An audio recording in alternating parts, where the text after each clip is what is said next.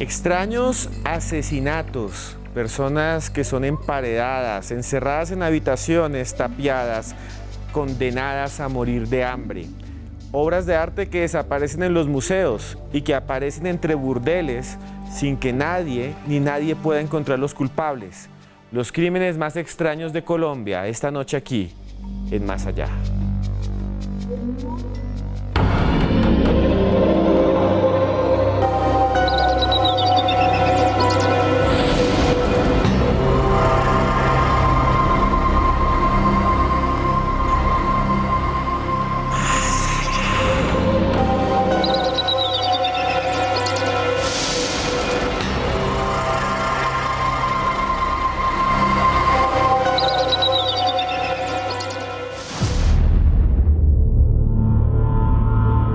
Muerte, asesinato y misterio, el crimen y sus funestas consecuencias han despertado la curiosidad desde hace milenios.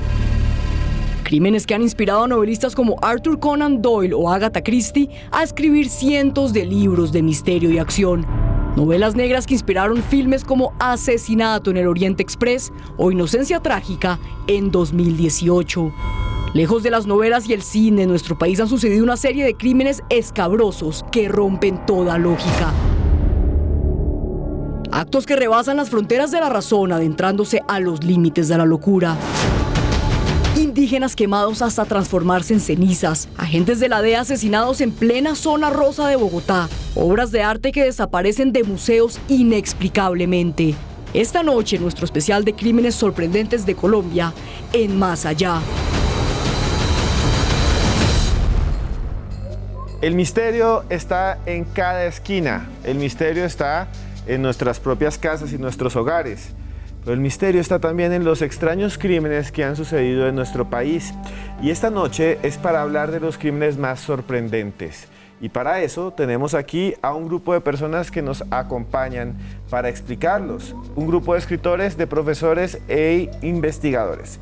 Primero quiero saludar nuevamente, que ya prácticamente es parte del set, a nuestro compañero psicólogo de la casa, criminólogo, psicólogo, el señor Edwin Amaya. Muy buenas noches. Bueno, fueron muchos títulos, es Olaya, pero bien, Esteban, menos mal soy parte del set. No, Esteban, como siempre, un placer estar acá y sobre todo con lo que nos convoca hoy, que es la investigación y los casos que trabajó Fernando, espectacular. Entonces, con ¿Hay toda. muchos crímenes extraños que suceden todos los días? No solo eso, no solo es que sean extraños, sino que pasan en el anonimato.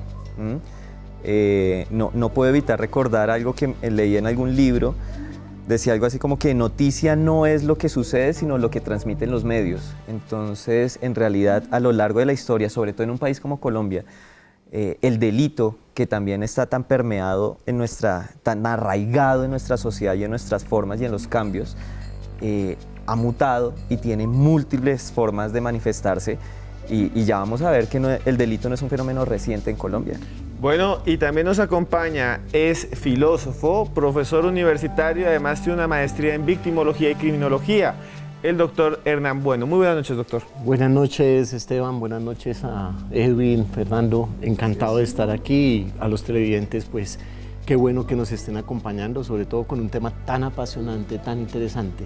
Doctor, le quería preguntar, ¿por qué nos apasiona un poco tanto el crimen? ¿Por qué nos lleva a buscar las soluciones de hechos tan terribles? Yo creo que eso responde a una necesidad casi que humana de identificarnos con lo que en cierto sentido quizá todos quisiéramos experimentar de alguna manera, y es hasta dónde somos capaces en una situación extrema, hasta dónde podríamos efectivamente dejarnos llevar por nuestros impulsos, hasta dónde ese impulso sádico que de una u otra manera nos acompaña, y esto es por Freud, ¿no? Ese impulso tanático, esa lucha entre Eros y Tánatos está allí presente, y cada vez que conocemos de algo, de alguien que es capaz de cruzar esa frontera, eso seduce enormemente. Y nos acompaña el autor de este libro, entre otros más que ya iremos conociendo en el programa, 10 crímenes sorprendentes en la historia de Colombia.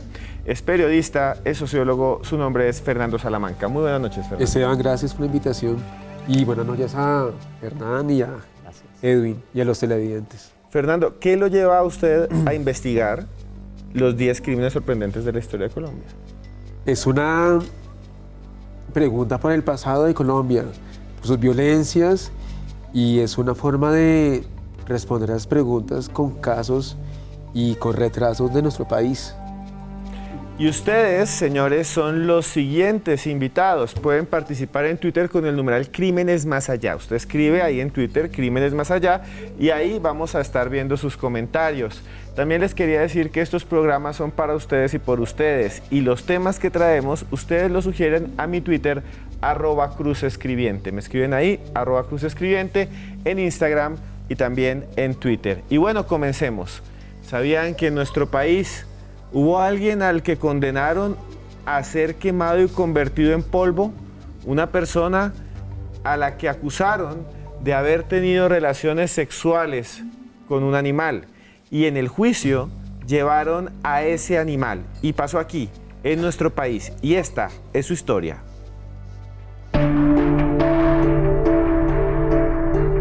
En 1615 en Santa Fe de Antioquia se llevó a cabo uno de los juicios más extraños de la Nueva Granada. Un visitador herrera ordenó la presencia de un indio llamado Hernando y una ternera en un viejo edificio colonial. El hombre estaba acusado de mantener relaciones sexuales con el animal, pena que se castigaba con la muerte. Había sido acusado por varias personas, testigos de los actos de zoofilia que el joven Pijao ejecutaba con varios animales. La defensa argumentó que este comportamiento se debía a que el joven desconocía a Dios y había sido tentado por demonios y diablos. Sin embargo, el juez lo consideró culpable y proclamó la condena de convertirlo en polvo, luego de que aceptara su culpa y contara los pormenores de sus actos sexuales. Cual si fuera un animal, Hernando fue ejecutado y su cuerpo transformado en cenizas que se extienden por la tierra desde el año 1615. ¿Por qué se castigaba a alguien de manera tan cruel? ¿Qué pasaba en la mente de Hernando?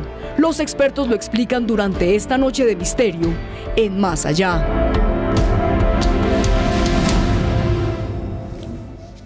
Bueno, para eso tenemos que decir, a este señor lo condenan a muerte por tener sexo con una ternera.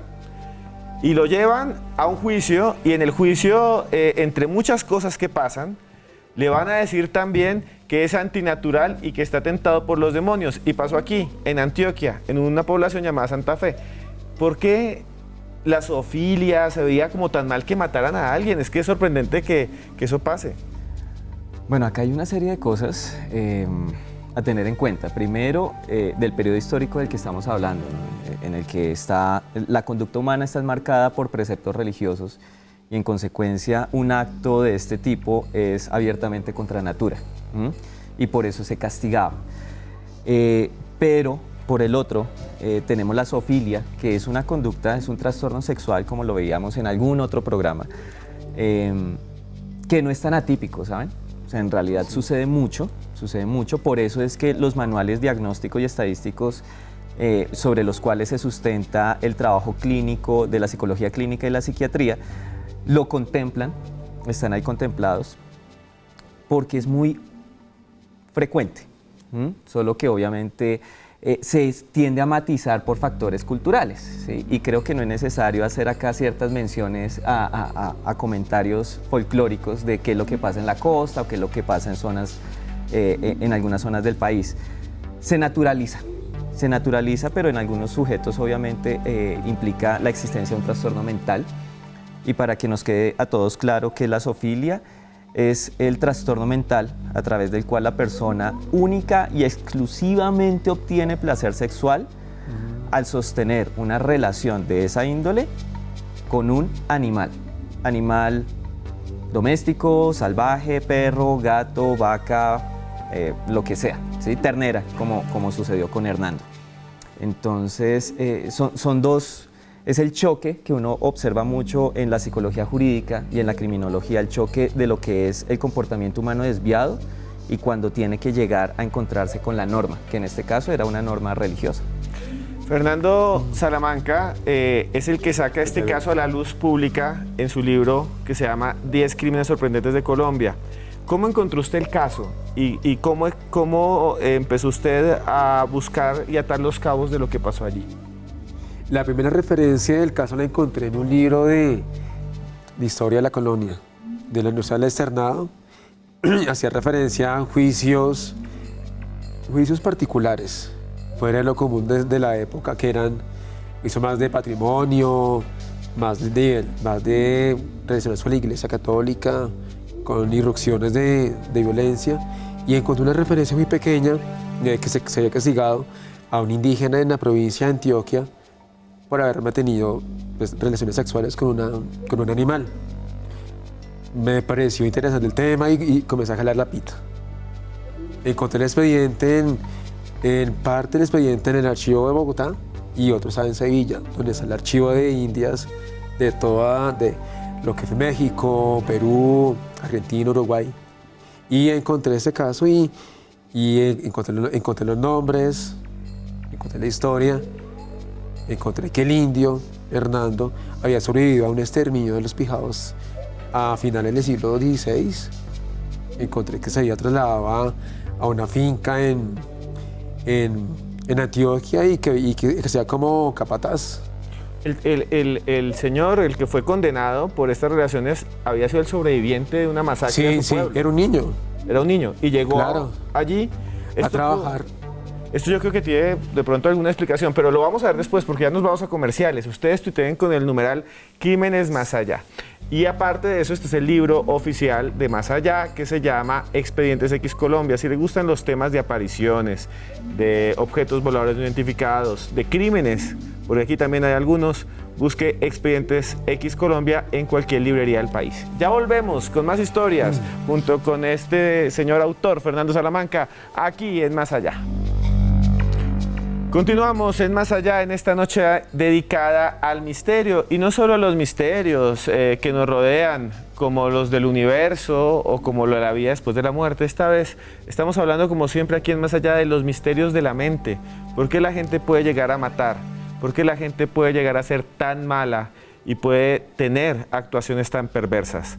Hubo un agente de la DEA que estaba aquí en la zona rosa de Bogotá, en un restaurante muy conocido. Alguien lo mató, lo persiguieron y en este momento está libre y podría estar en este momento a su lado. Y esta es su historia.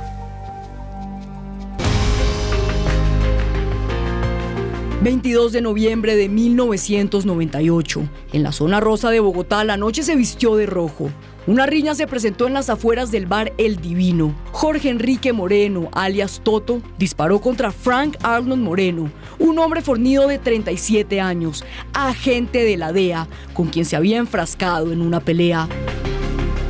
Al sentir que estaba perdiendo, Toto asesinó a Moreno y a Hugo Alberto Espinosa, un estudiante de 20 años que pasaba por allí, y luego huyó. De inmediato la DEA, el FBI y la Policía Nacional lo persiguieron y capturaron en una finca del departamento del Tolima. Al principio se pensaba que Figueroa Monroy sería enviado a Estados Unidos, donde lo esperaría la pena de muerte o la cadena perpetua, como había sucedido en el caso Camarena, en el que miembros de un cartel mexicano asesinaron en 1985 a Enrique Camarena Salazar, un agente encubierto que había infiltrado su organización. Sin embargo, la suerte de alias Toto sería diferente y su condena sorprendente. ¿Qué sucedió en el caso? ¿En dónde se encuentra el asesino del agente Moreno? Expertos nos cuentan en Más Allá.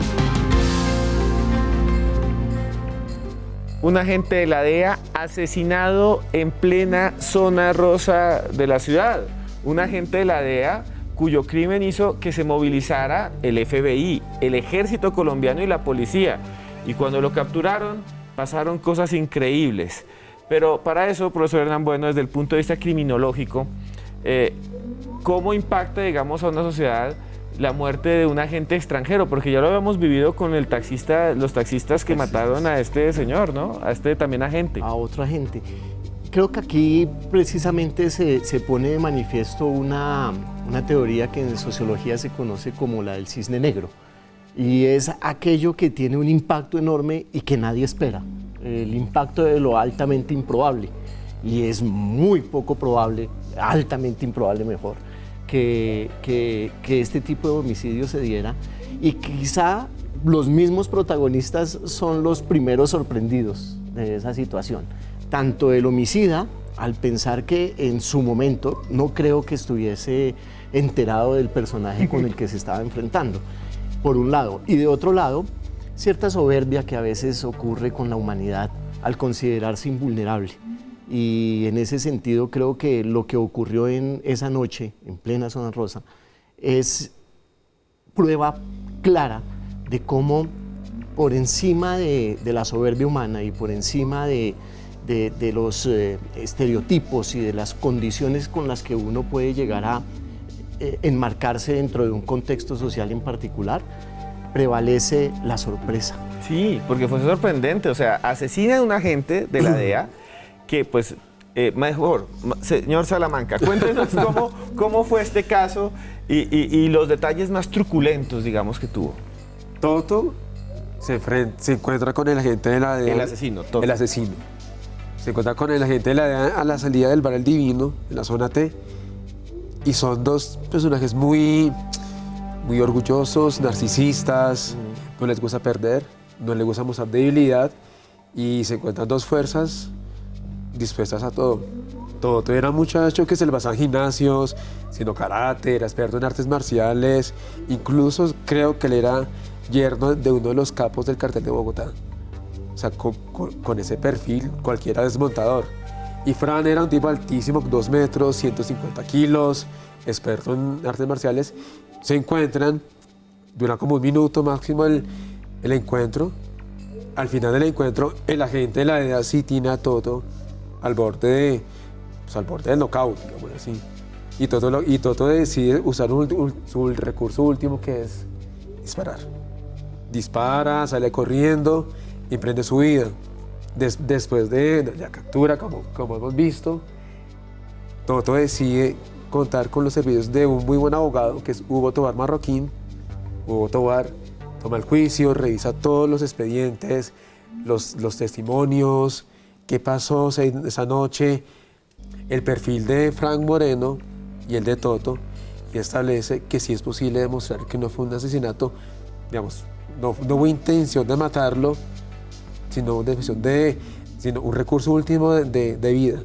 Y hay una cosa muy interesante que es, este señor, Toto, el asesino, el abogado muy bueno, lo saca de ahí, logra que no se lo lleven a Estados Unidos extraditado, paga una pena mínima, después de que todo el país lo buscó, después de que el general Rosso José Serrano lo exhibió en las noticias, y hoy en día no se sabe dónde está. No se sabe. O sea, el asesino, un agente de la DEA, puede ser el que está manejando el taxi en el cual usted va a irse esta tarde, o algo así. Yo lo que he escuchado es que Toto, después de la pena, sale en 2003, 2004, paga 5 años máximo, y decide volverse budista, vegetariano, cambiar su vida, un giro de 180 grados. Vive fuera de Bogotá unos años y se dedica a cosas legales, digámoslo así. Esa es una versión de los hechos. La otra versión, que también puede ser creíble, es que Toto está en Ecuador traficando hacia Estados Unidos. Droga. Bueno, si Toto nos está viendo, es el protagonista de esta historia y del libro del señor Fernando Salamanca, que está aquí con nosotros. Pero imagínense que en la colonia también pasaban cosas terribles, y hay un registro realmente espeluznante, un registro de mujeres asesinas. Y esto fue lo que encontró Fernando Salamanca. La gente buena siempre está tan segura de que tiene la razón. Barbara Graham, ejecutada en 1955 por asesinato. Los tiempos de la colonia fueron duros y complejos. Épocas de reyes, guerras, esclavitud, pestes y también de crimen. Crímenes como el ocurrido en Socorro cuando María del Carmen Martínez le lanzó una tijera a su marido Pedro Aguilar, atravesándole una pierna. El hombre se desangraba y lloraba. La mujer fue apresada y los curanderos del pueblo intentaban salvarle la vida. Pero el moribundo Aguilar falleció y María del Carmen fue enjuiciada por homicidio. Todos esperaban que fuese ejecutada, ahorcada y castigada, pero docenas de testigos declararon que se trataba de una buena mujer que era maltratada por su marido. Como si se tratara de un capítulo de la serie Mujeres Asesinas, se logró comprobar que la asesina era objeto de torturas y maltratos y se dio una pequeña condena, obligándola luego al destierro. ¿Qué llevó a esta mujer a matar? Responden los expertos en Más Allá. Siempre pensamos que todo tiempo pasado fue mejor, pero lo que nos dice la historia es que probablemente fue peor. Y en este caso estamos viendo a una mujer en Socorro, Santander, durante la época de la colonia, que mató a su marido, clavándole una tijera en la pierna. Y después fue condenada a algo que ya no existe, el destierro. ¿Cómo entender estas condenas y esas acciones, doctor Olaya? Partamos de un hecho. Vamos a pensar un poquito como investigadores, ¿sí? ¿Cuál es la probabilidad de que yo realmente logre matar a alguien clavándole una tijera en la pierna? O sea, ¿hay que ser muy de malas? Sí, porque en realidad para lograr eso tendría que seccionar la arteria femoral y no es tan fácil como se cree que una persona igual se muera por desangramiento habiéndole alcanzado la arteria femoral. O sea que yo realmente, a través de los siglos, me convertiré en este momento en el defensor de esta mujer, diciendo que probablemente su intención no era matar a su esposo. Pero obviamente nuestros televidentes y quienes decidan emprender el viaje con el libro de Fernando se enterarán que esta mujer, la decisión o la acción de esta mujer en ese momento fue el resultado de algo que hoy en día se denomina el ciclo de la violencia de pareja. ¿Y esto qué significa? Que esta mujer fue víctima de múltiples y gravísimos maltratos, ¿sí? Fernando fue muy audaz al describirlos. En esta época diríamos cómo es posible, pero es que también tenemos que recordar de qué época estamos hablando. Pero además, que para ese tiempo, e incluso todavía hoy en algunos lugares del mundo y de nuestro país, las mujeres y los niños son cosas que están para el beneficio de los hombres, es decir, hay una cultura patriarcal y eso en parte determinó lo que le pasó a esta mujer. Pero por supuesto, retomando un poco lo del ciclo de la violencia, donde la agresión tiene un sube y baja, vuelve y empieza, hay una explosión, una especie de reconciliación. De hecho, Fernando narra un episodio de reconciliación y al parecer de arrepentimiento de parte del esposo de esta mujer, pero todo después empieza a transformarse de una manera horrible. Siempre todos, y ya también lo hemos dicho con Esteban, todos tenemos un punto de quiebre, ¿o no, Hernán? Todos en algún momento tenemos la receta, todos tenemos la predisposición biológica para llegar a cometer un acto violento. Y en este caso se juntaron las circunstancias para que esta mujer decidiera, yo pensaría, defenderse. La verdad. Sí. Y por eso hablábamos de que parecía un capítulo de Mujeres Asesinas que habla de eso, de como mujeres que explotan en algún momento. Pero usted cuando vio esos documentos, ahí aparecen muchas cosas más, como que la condenan a algo que se llama el destierro, que ya no existe, ¿no? Sí, fue condenada a 5 años y el destierro de la provincia de Antioquia. El destierro fue una medida durísima que llegó hasta el siglo XX incluso. A las mujeres que se les indicaba de ejercer la prostitución eran desterradas hacia los llanos, lo que hoy es Quindío, que hace un siglo era selva. Y en el caso de esas mujeres, la mayoría fueron condenadas a la horca. Pero en todos los casos que yo encontré, unos 20, 22, a lo largo de la colonia, encontré el antecedente claro, persistente del maltrato. Incluso el maltrato yendo en la frontera con la sevicia. Porque no hablamos de maltrato de cachetadas, que es un maltrato, por supuesto. Y hablamos de un maltrato brutal. ¿Cómo cuál, por ejemplo? Como amarrar a las mujeres a especie de poleas, amarrarles las manos y azotarlas hasta que perdieran el conocimiento. Es que, de hecho, una de las causas de muerte femenina durante la colonia fue el maltrato de sus esposos. Era tan alta las golpizas, los enfrentamientos, el derecho del hombre a ejercer autoridad sobre la mujer, que muchas de ellas morían en su casa. Las palizas duraban 1 hora, no sé, y la convalecencia duraba 1 semana, 2 semanas, 1 mes. O sea, era terrible. Profesor. Y la cuestión ahí también precisamente es que nos encontramos, en el caso del indio y en el caso de esta mujer, con un aspecto también de vulnerabilidad ya tácita, ya concreta, planteada, que da cuenta de si el homicida no hubiese estado en una condición, por ejemplo, de indio o de mujer, quizá esto hubiese pasado absolutamente desapercibido. Sí. Y bueno, señores, ya volvemos con otros casos sorprendentes. Les recomendamos este libro, que son cuentos de Chuck Palahniuk, el mismo autor de una novela muy famosa que tuvo película que se llama El Club de la Pelea. Lo consiguen en cualquier librería del país. Saludos a Estefanía y también al señor John Cáceres. Y este que se llama Los monstruos en Colombia sí existen, sobre asesinos en serie, la historia de Garavito y Pedro Alonso López, el monstruo de los Andes. En su librería puede estar. Solo tiene que llegar hasta allá y comprarlo. Nos vemos en pocos minutos porque esto es Más Allá. Bueno, y mientras estábamos en comerciales, estábamos aquí en una discusión interesantísima sobre el crimen, porque el doctor Olaya tenía una pregunta sobre esto de las mujeres asesinas en la colonia. Claro. Fernando, entendiendo que obviamente un delito tiene dos caras, la víctima y el victimario. Tú mencionabas ahora los casos de los maridos que terminaban matando a sus esposas, ¿sí? ¿Qué pasaba con ellos en esa época? Pues no pasaba mayor cosa. Sí, por un lado, porque los maridos tenían todo el derecho a ejercer la autoridad, una autoridad que venía desde el sistema judicial de la colonia y por el otro desde la Iglesia Católica. O sea, mataban a la mujer y no pasa nada. El límite de la autoridad que un hombre puede ejercer sobre su esposa, sus hijos, era la sevicia. Ahora, un hecho importante es que en la colonia no había jurisprudencia para delimitar hasta qué punto se podría decir eso es maltrato y sevicia, usted lo condenó a tal. O sea, sevicia tantos meses. Hay que entender esto para que lo entiendan los televidentes. ¿Qué es sevicia en la colonia? ¿Coger a alguien y quitarle los dedos, por ejemplo? Yo creo que lo que comprometa la vida. A un nivel extremo, me imagino. Pero la línea era ahí muy frágil, es que no se nota. Sí. Al no haber jurisprudencia, al no haber antecedentes legales, la línea es muy delgada. ¿Es lo que piensa el juez? Va a ser de interpretación. Y de hecho, el primer juez que tiene el caso de María del Carmen no sabe qué hacer.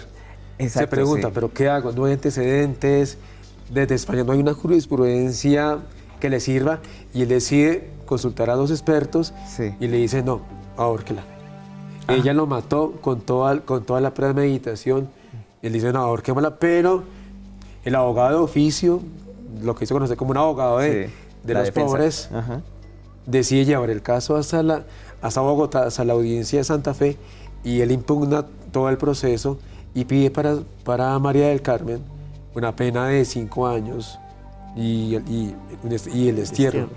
Y es lo que exacta el juez, entre otras cosas, porque en ese año llegaron los Borbones a la corona española y una de las costumbres era llegar dando indulgencias. O sea, llega un nuevo rey y para afuera los que están en las cárceles. Los que, como pasa cuando sale un presidente en Estados Unidos, él puede firmar el último día de su presidencia un indulto. Indulto a los que tienen cadena perpetua o pena de muerte. O también cuando viene el Papa a algún país. Eso. Cuando venía el Papa liberaban a los presos comunes, por ejemplo. Gerald Ford, el presidente de Estados Unidos en el 76, firma la indulgencia a Richard Nixon por el caso Watergate. Y sale libre. Le otorga el perdón presidencial y lo deja libre. Ahora, ¿qué hubiera pasado si esta no hubiera sido una mujer que mató a su marido, que la maltrataba con una tijera, sino un hombre? O sea, nada. Probablemente nada. Probablemente nada, le hubiera hecho, no, es que me obligó. O algo así. No, porque era un mundo muy machista. Sí, profundamente se sublevó. Claro, era un mundo de dominación masculina. De acuerdo. Pero una dominación férrea y una jerarquía muy estática y muy poco móvil. Y leyes hechas por hombres. Exacto. Para hombres. Bueno, señores, vamos a irnos a otro lugar del tiempo y del espacio, pero en nuestro país. Y aquí en Colombia hubo un robo que es espectacular. El robo de una obra de arte, y me da un poco de risa porque es realmente a veces hilarante, de Goya, y pasó en el centro de Bogotá hace apenas 10 años. Y esto fue lo que sucedió. En el año 2008, un extraño robo sacudió a Bogotá. El grabado Tristes presentimientos de lo que ha de acontecer del español Goya desapareció de las galerías de la Fundación Gilberto Alzate Avendaño. La noticia se esparció por el mundo. La obra de arte había sido robada. De forma insólita apareció un comunicado de un supuesto grupo denominado Comando Arte Libre S11, que luego resultaría ser una pesada broma del profesor universitario Lucas Ospina, quien se enfrentó a varios problemas legales y demostró su inocencia. El desconcierto se apoderó de las facultades y talleres de los artistas más reconocidos del país, hasta que el cuadro fue encontrado en la habitación 203 del Hotel Central, un modesto hospedaje en el centro de Bogotá, cercano a una de las zonas de tolerancia de la ciudad. Habitación en la que se había registrado un hombre desconocido que también dejó un morral con una muda de ropa y un libro. ¿Quién pudo haberlo robado? ¿Por qué alguien cometería este extraño hurto? Esta noche nos sumergimos en el misterio, en Más Allá. Un libro que aparece en una habitación al lado de un grabado de Goya en plena zona tolerancia de Bogotá. Un libro que va a contarnos ahora Fernando Salamanca cuál era y que es realmente alucinante. Pero antes de eso, doctor Hernán Bueno, un robo de una obra de arte, eso es común en todo el mundo, pero esta en Bogotá fue realmente extraña. Además, es efectivamente hilarante, como bien lo expresabas. Parece un guión de una película policíaca o CSI, a propósito de tu otra obra. De tu libro. Sí, porque da cuenta, Tristes presentimientos de Goya, el mismo título ya Así se llama el grabado. Así se llama el grabado. Eso es lo que va a pasar, Tristes presentimientos. De lo que va a suceder. De lo que va a suceder y cómo la situación, como lo vimos en pantalla, fue tan simple, fue tan sencilla, que da cuenta de algo que hablábamos fuera de cámaras y efectivamente es lo que uno encuentra en el libro de Fernando, es la historia del país. Ahí puede uno reconocer muchos elementos del país y que ocurre de la manera menos esperada, de la manera más, digamos, menos programada. Fernando, como el empieza, país. Sí, como nuestro país. Esto empieza un día que llegan a la galería, la abren, como todos los días, y no está el cuadro. Exacto. ¿Y ahí qué sucede? Se da aviso a la policía, al general Palomino, que era el director de la seccional Bogotá de entonces. La directora Ana María Alzate comienza como todas las investigaciones, a preguntar aquí y allá. Un par de días después le llega a ella un comunicado en un sobresellado del Comando Arte Libre S11, y el comunicado es una parafrasea. El comunicado que el M19 da al país, a los medios, cuando se roba la espada Bolívar, que dice que Goya, contigo libraremos una lucha por la libertad del arte en Bogotá. Ahora, el contexto es básicamente que en esa época el sector de las artes en Bogotá estaba en un revolcón burocrático y la fundación, al parecer, iba a recibir todos los fondos del IDARTES para administrar todo el sector de las artes y creo que de teatro y hasta literatura. Digamos que esa era una lucha de artistas. O sea, había una pelea entre los artistas y los directivos, exacto, más o menos. Era de los artistas contra la Gilberto y contra la alcaldía.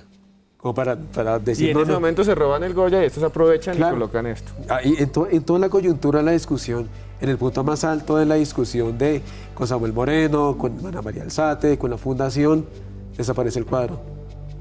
Y se vuelve noticia mundial. Y es noticia mundial. Aparece en los periódicos de Nueva York, aparece en España. Desde España manda la orden el desde gobierno. España se les paran los pelos. Claro. Y manda la orden el gobierno español, devuelvan todos los cuadros. Sí. Y entonces pasa algo aún más demente, que es, después de mucho tiempo, encuentran el cuadro en el barrio Santa Fe, al lado de un burdel, en una residencia, junto con un montón de elementos. ¿No les parece raro? Demasiado. Triste presentimiento. Es demasiado raro. Y estaba con un libro, Y ¿verdad? un libro de autoayuda. Un libro de autoayuda. O sea, Por el título de la obra. Este ladrón era un buen ladrón de obras de arte y leía libros de autoayuda. Bueno, ¿qué piensa usted, señor, como criminólogo? ¿Quién pudo haber robado este cuadro? O sea, esto sí es demente. ¿Se lo robó un empleado que dijo, ¿será que esto vale y lo llevo y lo vendo y lo cambio por unas tejas o algo así? Esteban me pone las más fáciles a mí. Es muy extraño, en realidad es muy risible. Obviamente los lectores cuando se acerquen al libro van a tener mucho más detalles, pero lo cierto es que lo que uno puede observar aquí, a propósito del conflicto de intereses que se mencionaba en este momento, es cómo el delito puede servir como vía de venganza para afectar a otro. Y quizás precisamente por el tipo de programas en los que hemos participado y demás, obviamente lo que más espectacular resulta son los crímenes violentos, la sangre, el descuartizamiento y demás, pero hay otro tipo de delitos como este, ¿sí? Los relacionados con arte y demás, que no son tan espectaculares, salvo cuando se ven en las películas, pero que realmente en el trasfondo uno encuentra ya mentes ya más frías, más calculadoras, que organizan, sí. No tanto quizás el robo como tal, sino el propósito final, ¿sí? Es mucho más calculado el asunto.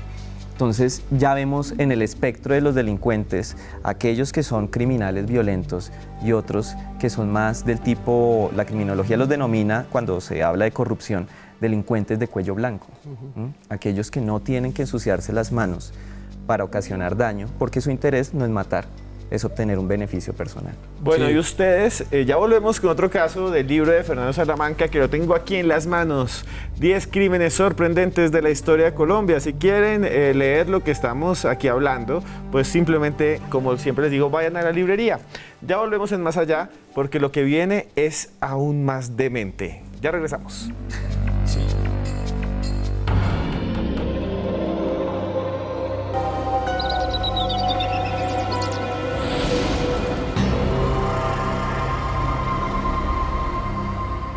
Continuamos en Más Allá en esta noche dedicada a los crímenes más sorprendentes de la historia de Colombia, que están descritos en un libro del maestro Fernando Salamanca que nos acompaña en exclusiva el día de hoy.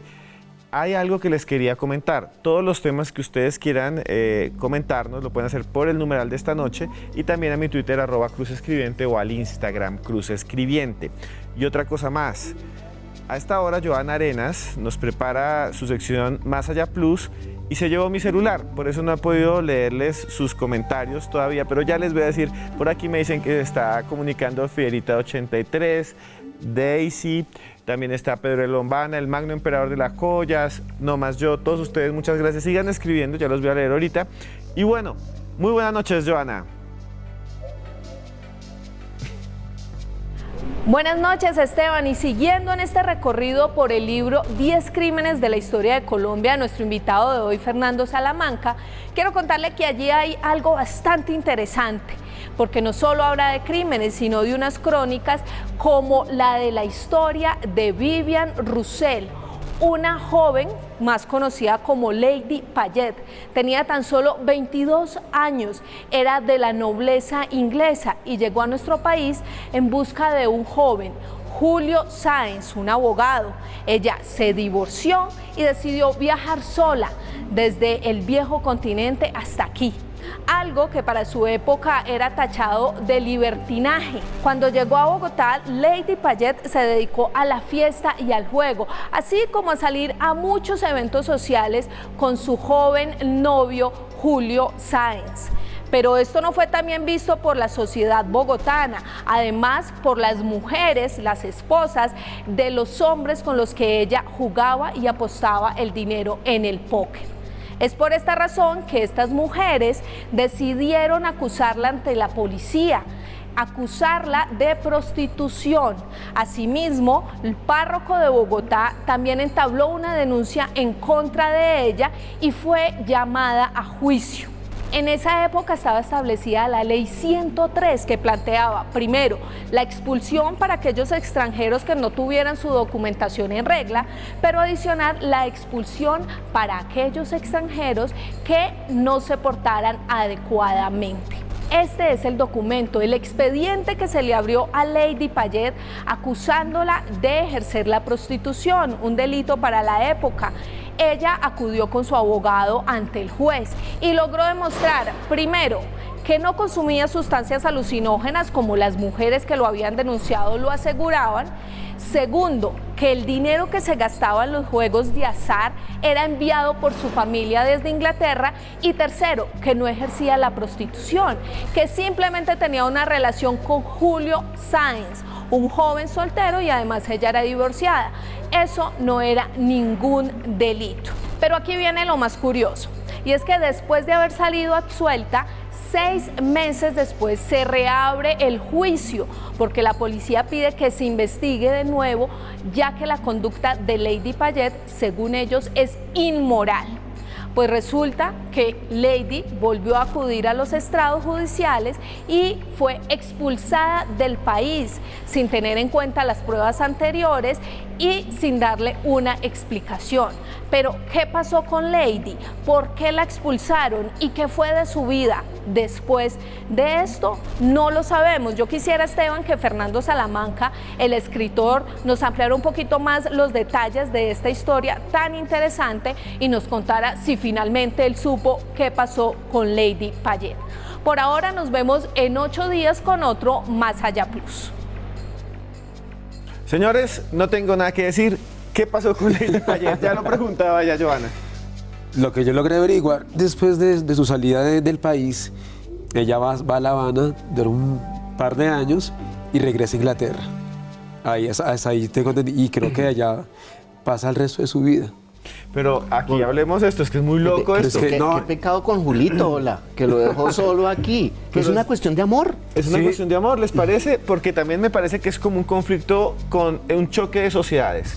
La sociedad bogotana, que en ese tiempo y todavía lo sigue haciendo, morronga, que es como de doble moral, y llega una extranjera que vive en otro mundo donde pueden las mujeres jugar y esto, entonces aquí dicen, es una prostituta, sáquenla de acá. ¿Es más o menos eso? Una mujer que desayuna sola, que sale a almorzar sola, que vive sola, que no depende de un hombre, es mal vista en la ciudad bogotana de los años 30, años 20. Y está echada por las autoridades morales y casi que judiciales. Desde que ella llega a Bogotá, llama la atención. Por un lado, por su físico, es alta, bonita, rubia. No había muchos extranjeros en Bogotá en la época. Y por el otro, por sus tendencias al juego. Unas pérdidas casi que millonarias en el juego. Yo cuando vi el caso en el libro tuyo, Fernando, no pude dejar de pensar en Lu Andrea Salomé. ¿Quién era Lu Andrea Salomé, por favor? La amante, bella por cierto, física e intelectualmente, de más de un intelectual de la época de Nietzsche, Federico Nietzsche. ¿En Alemania?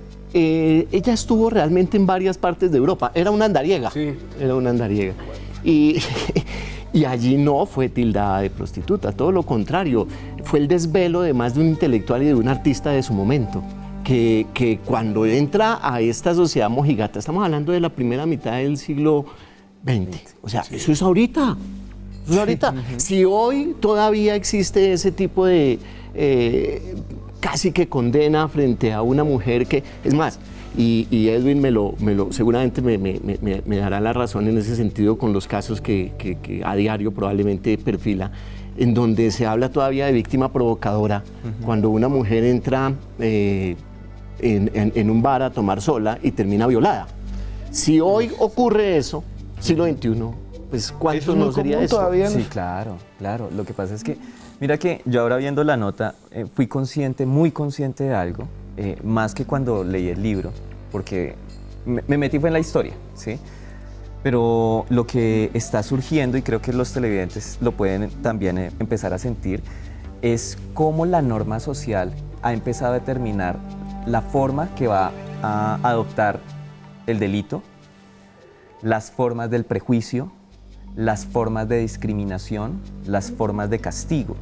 ¿Sí? En este caso, digamos que desde lo emocional, uno podría pensar que Lady generó en la sociedad toda la gama de emociones, las básicas, alegría, tristeza, rabia, miedo, desprecio, asco. ¿Por qué? Ya lo mencionaba Fernando, llegó como un espécimen de otra sociedad, de otro mundo, que no se iba a ajustar a las normas conservadoras de esa época y en consecuencia lo que no se ajusta a lo que yo pienso, y ahí vamos a cerrar con el tema de si todavía pasa hoy, lo que no se ajusta a lo que yo pienso hoy en día, entonces o yo lo destruyo o lo alejo. Y eso fue lo que pasó con ella. Y al no haberse logrado el objetivo en el caso judicial, porque para que el abogado defensor, o sea, la narración que hace Fernando del trabajo del defensor fue muy bueno, al no lograrse, la justicia se amañó precisamente para lograr el fin. O sea, último. aquí ¿Y se la ensañó? sacaban o la sacaban. O la sacaban. ¿Pero usted cree que si no la Ensañó. sacaban hasta la mataban? No, no creo que lo hubieran matado. Era muy visible. ¿O Era lo muy hubieran visible. amenazado? Lo que pasa es que en esa época, años 20, 30, había una relación muy difícil del país y las autoridades con los extranjeros. Lo que creo que claro. sí siempre la ha habido. Bogotá, una inmigración escasa, una jurisdicción muy que lleva mucho al dato, a la desconfianza. Y eso producía, por ejemplo, que en el país hubiera casos de bigamia, de estafas, de extranjeros, que eran delitos, digamos, menores. Como xenofobia, siempre hemos Había sido- xenofobia. Y Lady Paget y otras francesas que fueron prostitutas fueron encasilladas como extranjeros perniciosos. Pernicioso para la moral del país, para la sociedad, para sus costumbres, y la solución era expulsarlos. Siempre se ha tenido que la mejor manera de deshacerse de un problema es el destierro, Erradicarlo. la expulsión, erradicar eso. Pero aquí una cosa que quiero que hablemos todos acá. Expulsaban a las mujeres extranjeras prostitutas, pero Bogotá y todo está lleno de prostitutas Claro. criollas. O sea, a esas no les Sí, decían nada. Es que es porque esta mujer no es de los nuestros. Exacto. ¿Sí? No comparte nuestras normas, no comparte nuestras formas. Y no era prostituta. Y además, y hay algo, y sin y hay algo, que era una mujer independiente. Exacto. Eso es lo amenazante. Ese es el tema. Esa es la Claro. amenaza, porque las Por eso yo prostitutas- hablaba de miedo Claro. ahora. ¿Sí? O sea, en la sociedad, una mujer, de alguna manera, que está revolucionando el entorno. Si bien es cierto, Fernando narra la historia ahí idílica de amor, como lo plantea Hernán con Julio, pensemos en la otra parte. ¿Qué pensarán? Y de hecho ahí se alcanza a plasmar las mujeres de la época al ver a esta mujer independiente, bella, ¿sí? Para los cánones de ese momento, con dinero, no depende de nada, de nadie. O sea, es algo que envidio, pero rechazo. O sea, en ese momento. Y hasta qué punto uno también empieza a jugar ahí bastante con la imaginación y suponer esa conversación entre las mujeres de esa misma clase en esa Sí. época, van a pensar que todas somos así. O sea, exacto. avergonzada, o nos va a quitar los maridos. o- Claro. Es una amenaza Claro, Total. es una amenaza para el orden, ¿no? Para el para orden. el orden establecido. O sea, des en cuenta que en realidad era una amenaza muy emocional, muy psicológica, que la elaboraron de tal forma que la convirtieron en una amenaza social, Sí. bajo la figura de mire lo que está provocando. Pero en Y se realidad era el ensañaron miedo con interno. ella. Se ensañaron porque después Claro. de que ya estaba... Volvieron a caerle. Volvieron. Claro. Bueno, señores, tristemente llegamos al final de nuestro programa. Hay mucha gente ahí felicitándonos con el numeral Crímenes Más Allá. Me dicen por acá porque no tengo el celular. La próxima les prometo que no me lo vuelvo a dejar quitar. Doctor Hernán Bueno, su conclusión final y cómo lo consiguen usted. Bueno, me encuentran en Facebook con mi nombre, Hernán Bueno Castañeda. No, pues invitarlos, definitivamente vale la pena, vale la pena. Es un libro genial, Fernando, felicitaciones. Gracias. Excelente investigación la que haces. Gracias. Gracias. Doctor Hernán, bueno, no, Edwin Olaya. Doctor Edwin Olaya, me van a expulsar. Doctor Edwin Olaya, su conclusión y pues sus redes sociales. Bueno, en realidad es un libro que vale el tiempo, vale la inversión. Lo digo desde mi formación como psicólogo y como investigador, porque muestra en realidad, más allá del delito, lo que hay en torno al delito, quiénes son las víctimas y la historia de las víctimas. Y a veces precisamente como lo hablaba Hernán al principio, nos concentramos tanto en la espectacularidad del delincuente que olvidamos a las víctimas y lo que sucedió alrededor del delito. Entonces es una experiencia muy rica, en realidad es un libro que se digiere de manera maravillosa. De verdad me complace haber tenido la oportunidad de leerlo y Fernando, de verdad, muy chévere el libro. Gracias. No es porque el programa sea en torno al libro, es que es muy bueno. Señor Salamanca, tiene unos pocos minutos porque se nos acabó el tiempo. A los televidentes, a Hernán, a Edwin, gracias. Y no, la invitación es a leer el libro.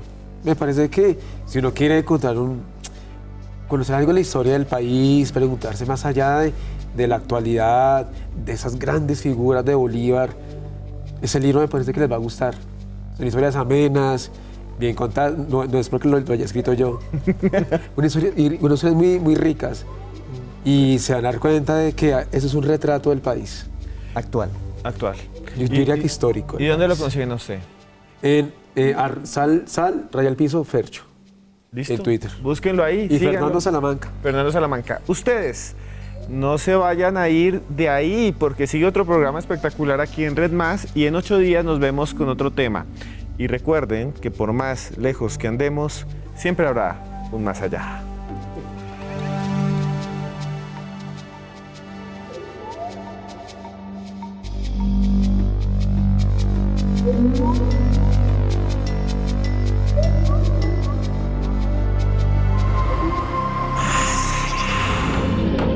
Y si les gustó este programa sobre crímenes, tenemos muchos más, como este y este. Y si les gustan nuestros temas en Más Allá, suscríbanse por acá. Y recuerden que por más lejos que andemos, siempre habrá un más allá.